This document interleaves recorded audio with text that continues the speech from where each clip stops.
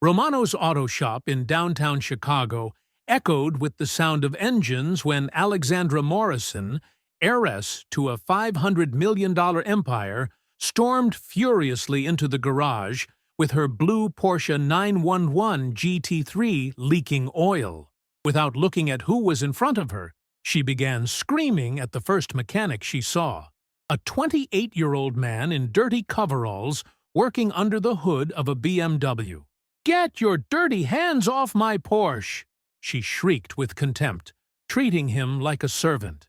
The mechanic turned slowly, wiping his hands on a worn rag, and looked at her with calm but hurt eyes. But Alexandra wouldn't listen to reason and continued insulting him until the shop owner emerged from his office and revealed the shocking identity of the young mechanic. He wasn't just a simple worker, but Dr. Luke Bennett, son of the famous heart surgeon and magna cum laude graduate in aerospace engineering from MIT, who had given up everything to follow his passion for engines. Alexandra stared at him in disbelief as she realized she had just publicly humiliated a man whose education and achievements far exceeded her own. What she discovered about the true identity of that mechanic would forever change her view of the world.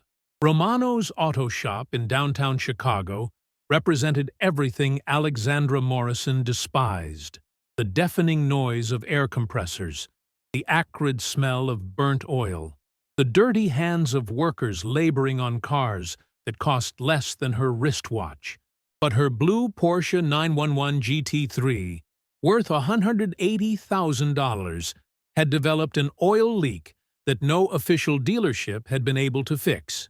Alexandra, 27, and the last heiress to the Morrison textile empire, wasn't accustomed to places like this.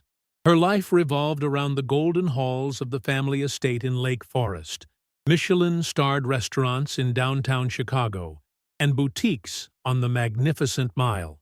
She'd grown up believing the world was divided into two categories: those who commanded and those who obeyed.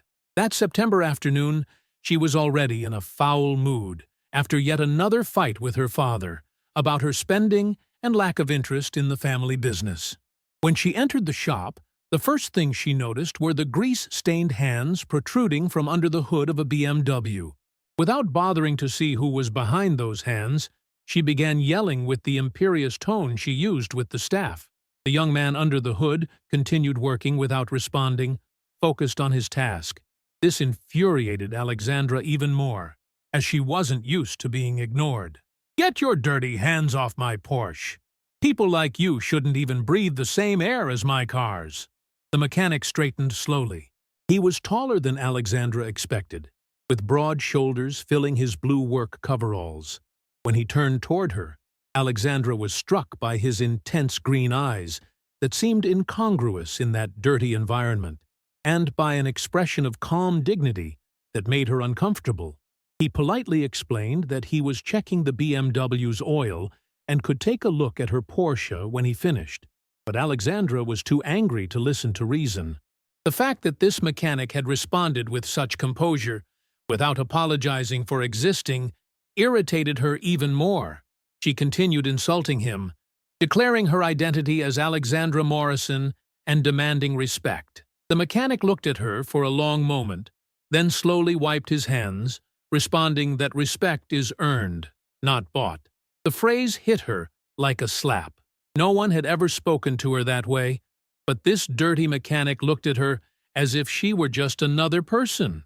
When she threatened to buy him in the shop, he replied with the same calm that money couldn't buy everything, certainly not the right to treat people badly.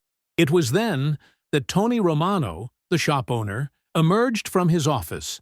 He was a man in his 50s, with the calloused hands of someone who'd worked his whole life, but his eyes held the sharp intelligence of someone who could recognize a person's worth beyond appearances. When Alexandra demanded that he immediately fire the insolent mechanic, Tony looked first at her, then at the young man, and a subtle smile appeared on his face. He introduced Dr. Luke Bennett, magna cum laude graduate in aerospace engineering from MIT, with a specialization in fluid dynamics, that had revolutionized high-performance engine design. The silence that followed was deafening. Tony added that Luke was also the son of Professor Bennett, the heart surgeon who had probably saved more lives in America than anyone else. Luke wiped his hands completely clean and looked her straight in the eyes. He told her that his dirty hands had designed propulsion systems for satellites now orbiting Earth, had assisted his father in operating rooms, but most importantly, had found their peace working with engines. Alexandra felt the world wobble beneath her feet. She had just publicly humiliated a man whose education and achievements far surpassed her own. A man who had chosen to dirty his hands not out of necessity, but out of passion. Alexandra stood in the middle of the shop, feeling completely out of place for the first time in her life. The other mechanics had witnessed the scene in silence, and now looked at her with a mixture of curiosity and barely concealed amusement. Luke had already moved to the Porsche, apparently untroubled by the humiliation he'd just dealt her.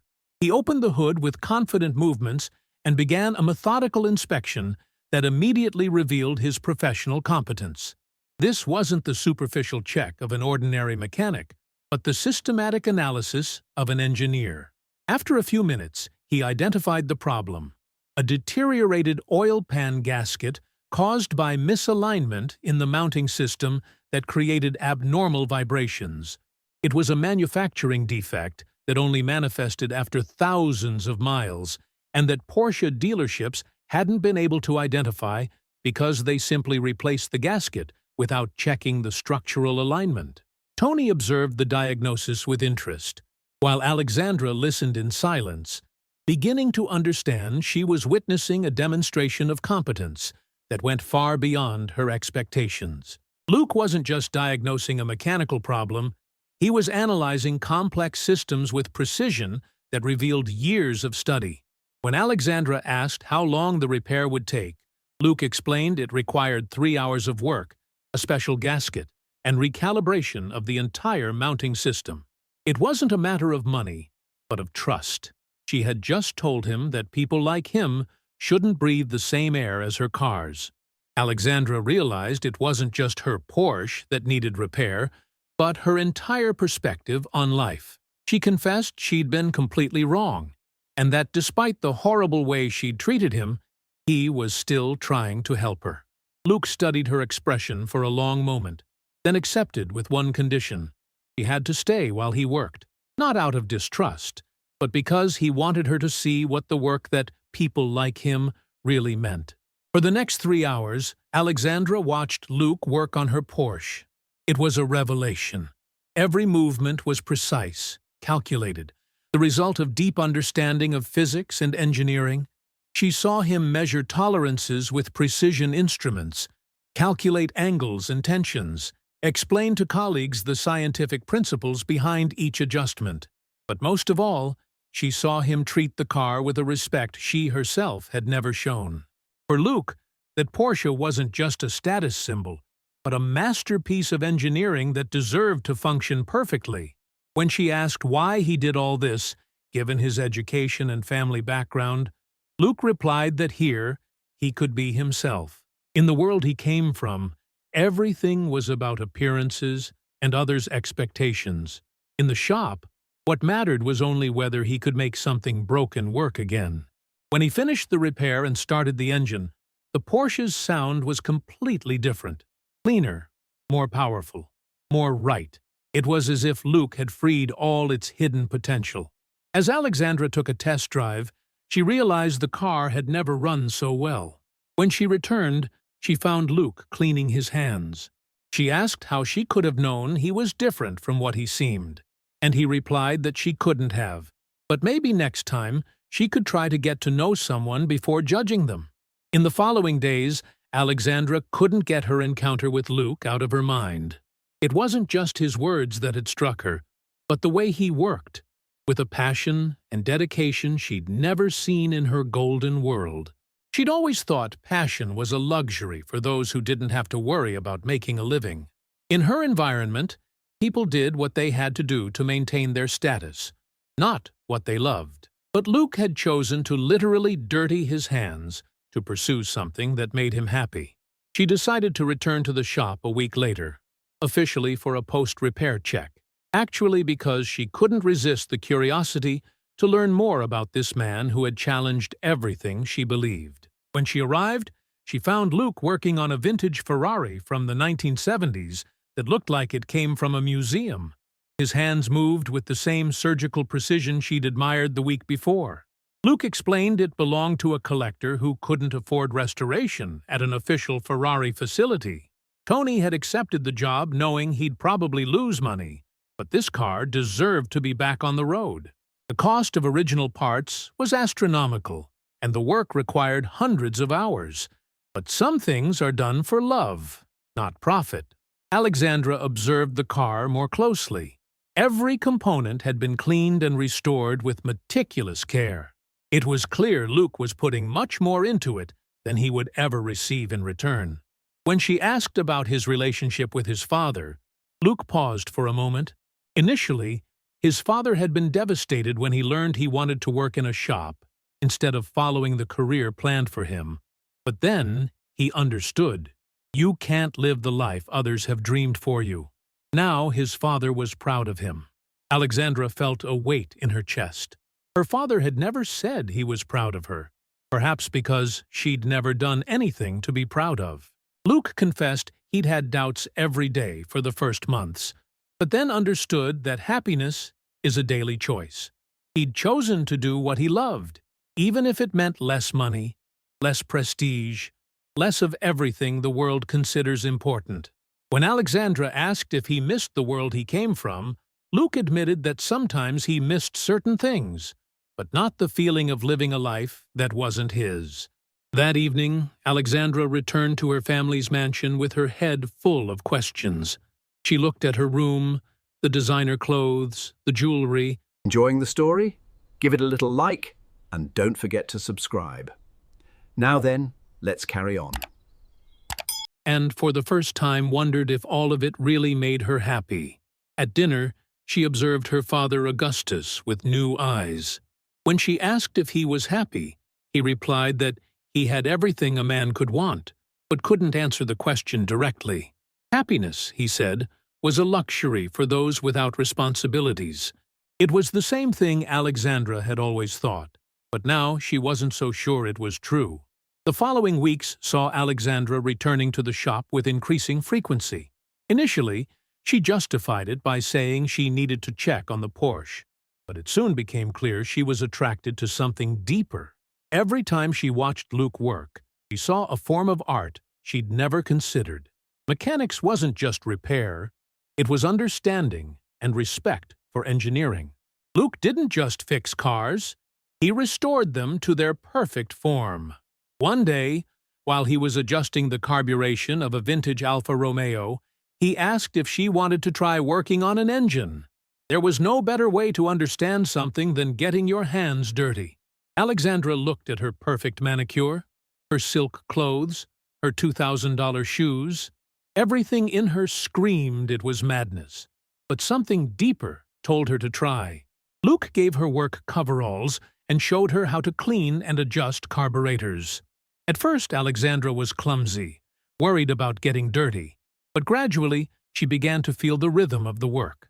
Luke had her listen to how every small adjustment changed the engine's sound, like tuning a musical instrument, and Alexandra heard it. For the first time in her life, she felt the satisfaction of creating something with her hands. When they left the shop that evening, she had dirty hands, stained coveralls, disheveled hair, but she felt strangely alive. That night, she looked at herself in the mirror. Her hands still bore traces of grease under her nails, but instead of disgust, she felt a strange satisfaction. She began spending more and more time at the shop, learning not just mechanics, but observing the dynamic between Luke and his colleagues. It was a world based on mutual respect, competence, solidarity. No one cared about her last name or her bank account. One day, while helping Luke with a Maserati's transmission, he asked her a question that caught her off guard. What did she really want from life? He explained that she spent all her free time there, was learning to work with her hands, seemed happier than he'd ever seen her. But she kept returning to her golden world every evening. At some point, she'd have to choose who she wanted to be. The question troubled her, because it went to the heart of the conflict she felt growing inside. She'd begun to hate the endless dinners with people who only talked about money. She'd lost interest in compulsive shopping and the empty parties. When she said it wasn't that simple because of responsibilities, Luke asked if they were responsibilities imposed by others or chosen by her. It was the same question he'd asked himself when he decided to leave the world his father had designed for him. That evening, during yet another formal dinner, Alexandra looked at the guests and realized she didn't really know any of them. When one made a disparaging comment about manual workers, Alexandra suddenly stood up and left, saying she had to go to real people. The following months were the most intense of Alexandra's life. She'd begun dividing her time between the shop and evening classes in advanced mechanics, discovering a passion for learning she'd never experienced during her university studies chosen for family tradition. Luke had become not just her teacher, but something deeper. A complicity had grown between them that went beyond shared work. He showed her the secrets of precision mechanics. She told him about the world of high finance from a new perspective. One evening, while they cleaned tools after finishing the vintage Ferrari restoration, Luke told her he admired the courage she'd had to question everything. It wasn't easy to give up certainties to pursue something unknown. It was true. Her father, Augustus, had begun putting increasing pressure on her to take her role in the company seriously. He'd offered her an executive position, a six-figure salary, an office on the 40th floor. But the more he insisted, the more suffocated Alexandra felt. During one of their increasingly frequent arguments, Augustus couldn't understand what he called her phase. Playing at mechanics might be fun, but she had responsibilities to the family and the company. But Alexandra had begun to see things differently.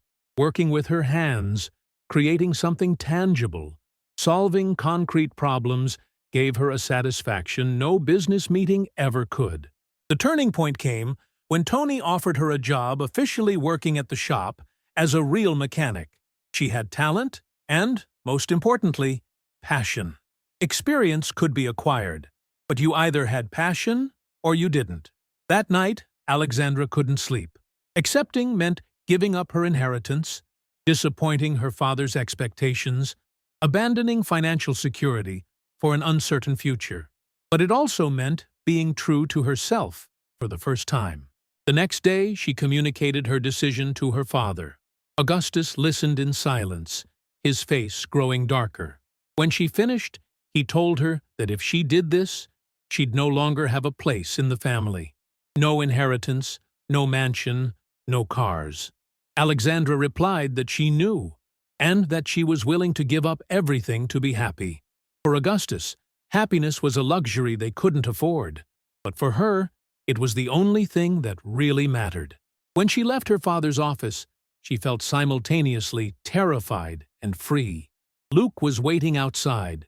When she said she'd lost everything, he took her in his arms, and she finally felt at home. That evening, Alexandra gathered her few personal belongings from the mansion. She didn't take jewelry or expensive clothes, only things with sentimental value. Luke helped her move to the small apartment she'd rented near the shop. It was a sparse studio, but when she turned on the light, she felt richer than she'd ever felt in the Golden Mansion. A year after her transformation, Alexandra was under the hood of a Lamborghini Huracan, her expert hands navigating among the engine components with the confidence of someone who'd found their true calling.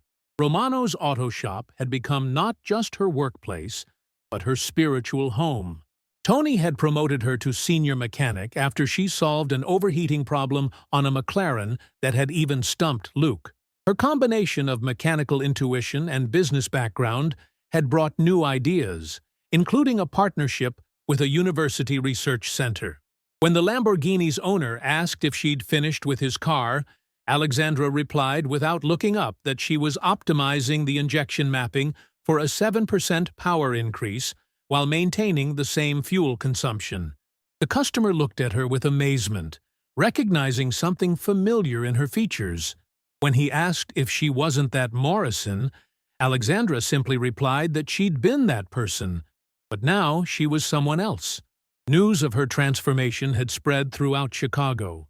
Newspapers had written about the heiress who chose the garage, some painting her as a rebel, others as crazy. She didn't read those articles. She no longer cared what the world she'd left thought. Luke approached, carrying coffee. In the preceding months, their relationship had naturally evolved from friendship to something deeper. It wasn't the dramatic love of movies, but something more solid. Mutual respect, shared goals, the joy of building together. He told her that her father had called again. Augustus had begun calling regularly when the company went through a financial crisis. Initially, he'd offered forgiveness, then began asking for advice, recognizing that her experience in the real world had given her a new perspective. The next day, Augustus presented himself at the shop. He'd never set foot in such a place, and his discomfort was evident when he entered the noisy garage. He found his daughter working on a Ferrari Testarossa, completely absorbed in her task. For a moment, he watched her in silence. Her movements were confident, precise, full of a competence he'd never seen when she worked at the family company. When he finally spoke, he said he'd come to apologize. He'd spent a year thinking she'd gone crazy. Now he understood he was the one who hadn't understood anything. He sat on a tool crate, a gesture that surprised Alexandra. He confessed the company was failing not for lack of money, but for lack of soul. He'd built an empire, but forgotten to build something worth passing down. He explained that she'd found something he'd lost, the pleasure of doing something well, of being proud of your work, of waking up knowing what you do has meaning. He told her he'd come to say she was right. Happiness wasn't a luxury. It was the only thing that mattered. And she'd been brave enough to pursue it when he hadn't had the courage. He offered her a chance to return to the company, not as heir, but as consultant, to help him transform it into something they could both be proud of. Alexandra said she could, but with her conditions. The company had to have a soul, employee programs, environmental sustainability, social responsibility, and she had to continue working at the shop. Augustus accepted both conditions. 6 months later, Morrison Industries had begun a transformation that would become a business school case study. Alexandra divided her time between the shop and the company, bringing the same passion to both worlds. But the real transformation had occurred in her. The spoiled princess who had screamed at a dirty mechanic had become a woman who knew the value of honest work, mutual respect, authenticity. One evening, while they worked together on a new invention, an energy recovery system they designed together, Luke asked if she ever had regrets. Alexandra smiled, saying she had only one, not having had the courage to scream at him sooner. Luke laughed, replying that maybe she first had to be ready to hear the answer. That night, as they returned to their small apartment above the shop, Alexandra looked at her grease-stained hands and smiled. Once they'd been mere ornaments. Now they were tools of creation. She'd lost a monetary inheritance, but gained something more precious. She'd inherited herself. Alexandra Morrison's story became legend in Chicago circles, not as scandal, but as inspiration. Romano's auto shop became a symbol of authenticity in a city obsessed with appearances. And every time someone entered with an air of superiority, Tony told the story of the millionaire who screamed at the doctor, and how both had learned that a person's true value isn't measured by their bank account, but by the passion with which they live. Because sometimes the dirtiest hands do the cleanest work, and sometimes losing everything is the only way to find yourself. Like if you believe a person's value isn't measured by money, but by passion. Comment telling about a time you misjudged someone by their appearance. Share to honor those who have the courage to abandon security, to follow their dreams. Subscribe for more stories that change perspective on success and happiness. Sometimes the dirtiest hands do the most honest work. Sometimes You have to lose everything to find yourself. And sometimes, true luxury is doing what you love, not what others expect of you.